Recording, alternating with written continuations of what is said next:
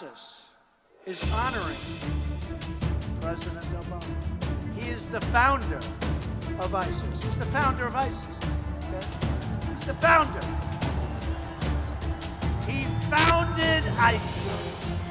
And I would say the co-founder would be crooked Hillary Clinton.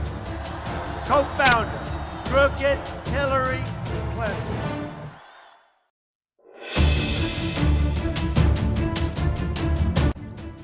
I mean, it also comes at an extremely interesting time in the United States with the Trump administration. Right.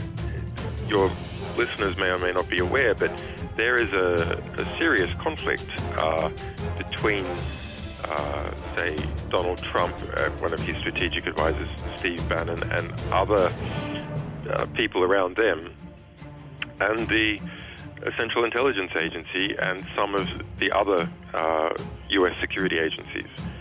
Quite a serious conflict where they are pushing to preserve their power, Right. and make the president, not change their policies that they want to keep. What's a prime example of that? I think it is the leading cause of this conflict. It is a policy on Syria. Right.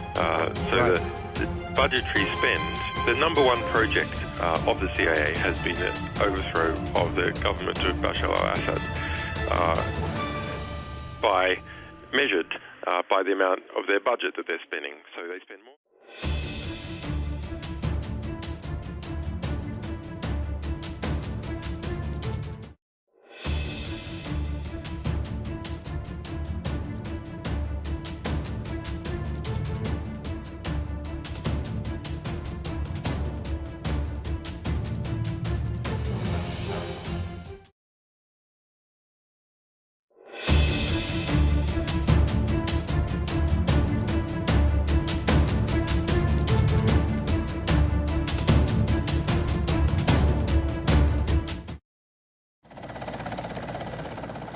U.S. National Security Advisor Brzezinski flew to Pakistan to set about rallying resistance.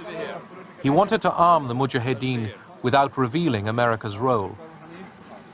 On the Afghan border near the Khyber Pass, he urged the soldiers of God to redouble their efforts.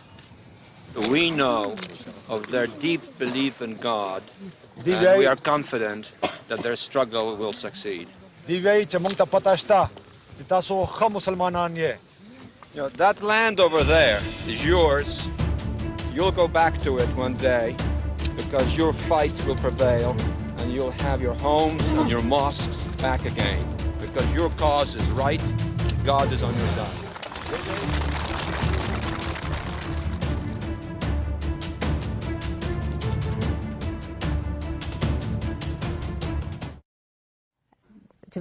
To be fair, we had helped to create the problem we're now fighting. How? Because when the Soviet Union invaded Afghanistan, we had this brilliant idea that we were going to come to Pakistan and create a force of mujahideen, equip them with Stinger missiles and everything else to go after the Soviets inside Afghanistan. And we were successful. The Soviets left Afghanistan, and then we said, great, goodbye, leaving these trained people who were fanatical in Afghanistan and Pakistan, leaving them well armed, creating a mess, frankly, that at the time we didn't really recognize. We were just so happy to see the Soviet Union fall, and we thought, okay, fine, we're okay now. Everything's going to be so much better. Now you look back, the people we're fighting today, we were supporting in the fight against the Soviets.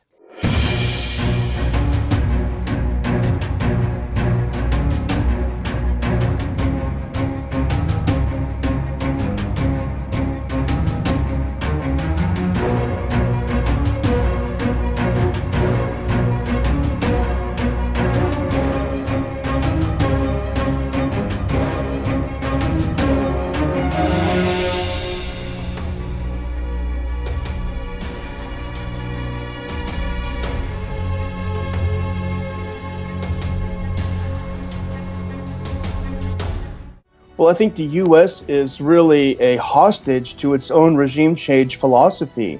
The U.S. is very good at blowing things up and destroying societies, but it is very, very bad at putting them back together.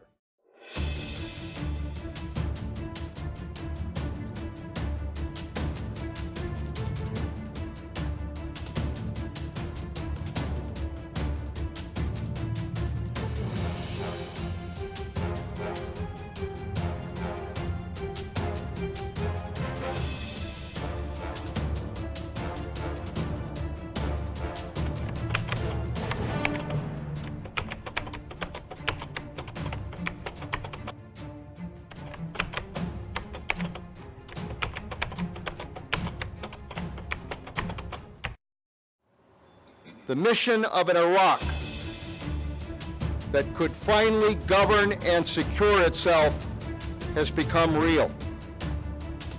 The Iraqi army and police have been rebuilt, and they are capable of responding to threats. Violence levels are down. Al-Qaeda has been weakened.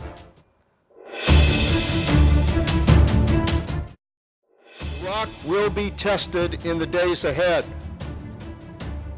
by terrorism, by those who would seek to divide.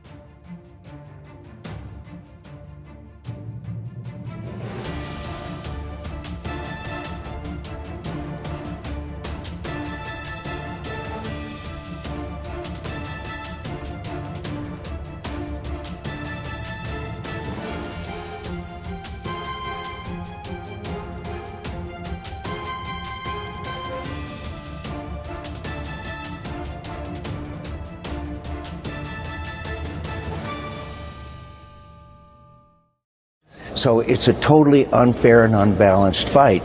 And now the rebels are the freedom fighters, the Syrian National Army are being beaten every place around Syria because of the overwhelming firepower, and air power is really the deciding factor. So you've got to take their air power out of it. You've got to have a safe zone where they can operate, train, and equip, and we've got to turn this thing around. So what happened? Well, within just a matter of weeks of that Syrian general making his plea for international help, the U.S., the Saudis, Jordan, Qatar, Turkey, and Israel began providing weapons and training and money to the so-called rebel Free Syrian Army. By September of 2013, American media outlets, including CNN and the Washington Post, were reporting that CIA-funded weapons had begun flowing to Syrian rebels. The weapons were not American-made, but funded and organized by the CIA. The artillery was described as light weapons, some anti-tank weapons, and ammunition. But where it all fell apart, weapons that the U.S. insisted would be used by freedom fighters would be in less than 1 year in the hands of ISIS fighters. So where were these fighters coming from? Actually, from the Free Syrian Army, the group that John McCain insisted would help the U.S. to overthrow Assad.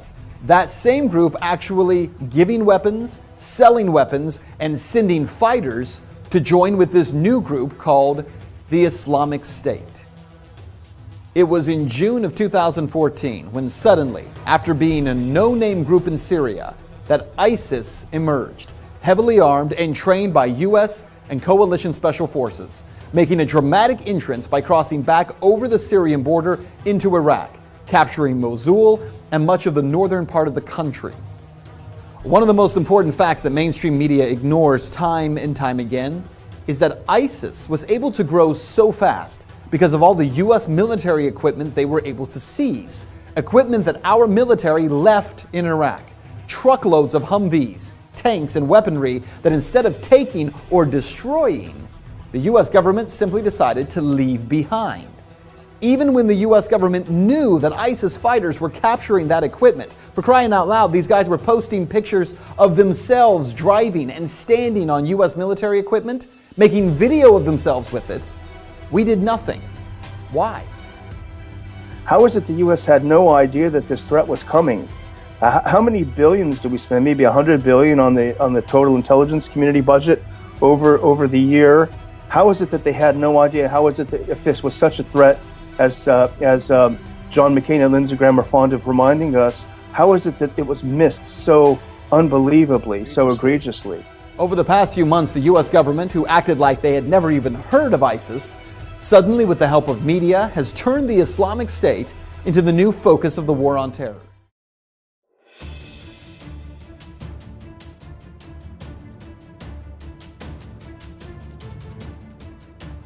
We're looking at kind of a 30-year war kind of history. Now, as ISIS has continued its rise, recruitment is exploding, and the group is becoming stunningly wealthy.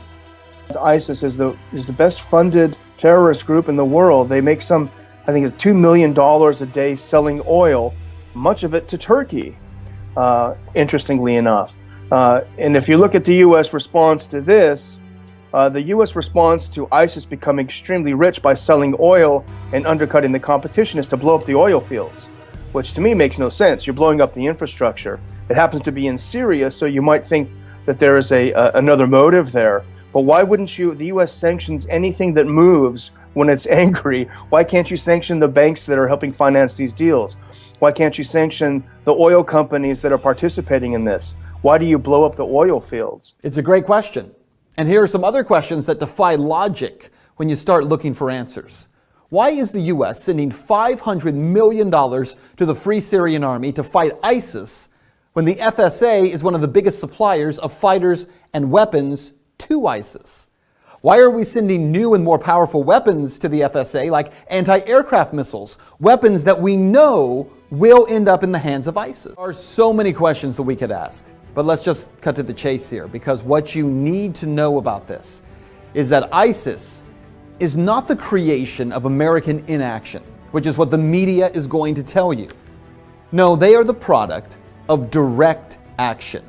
First, the action of creating a power vacuum in Iraq, and secondly, arming violent jihadists, hoping they would overthrow a leader in a neighboring Middle Eastern country. Is that true? Well, you decide. Fact. Our government armed Osama bin Laden and the Mujahideen in Afghanistan and created Al-Qaeda. Fact.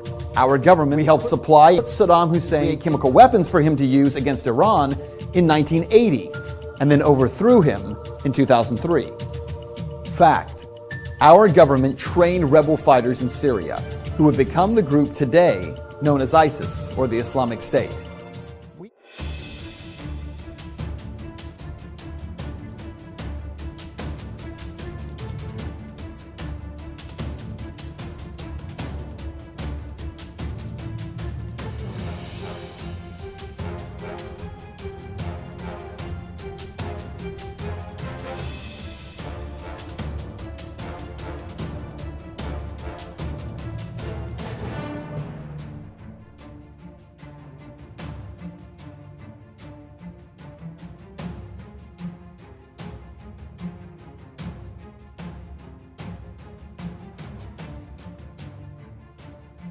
ISIS is honoring President Obama. He is the founder of ISIS. He's the founder of ISIS.